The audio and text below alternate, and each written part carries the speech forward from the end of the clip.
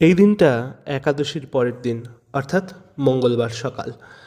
এই মঙ্গলবার সকালে আমার শারীরিক অবস্থা ভীষণ খারাপ ছিল।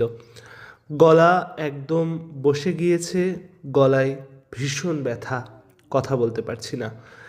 এদিকে মা ছর্দির সঙ্গে ফোনে কথা বলছে, আর আমরা গাড়ি করে বেরিয়ে গেলাম আজ কপিলধারার দিকে।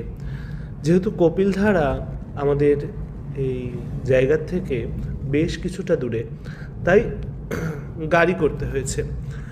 গাড়ি করে যাচ্ছি কপিলধারার দিকে, সামনে আমি, পেছনে মা আর বাপি বসেছে।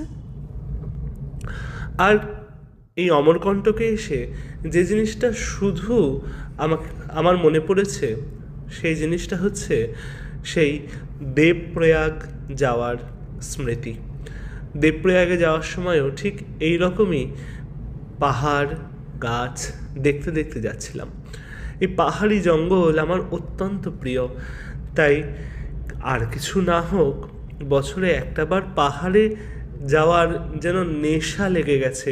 ওই দেবপ্রয়াগে যাওয়ার থেকেই এই পাহাড়ের প্রতি ভালোবাসা আর নেশার সৃষ্টি হয়েছে আমার।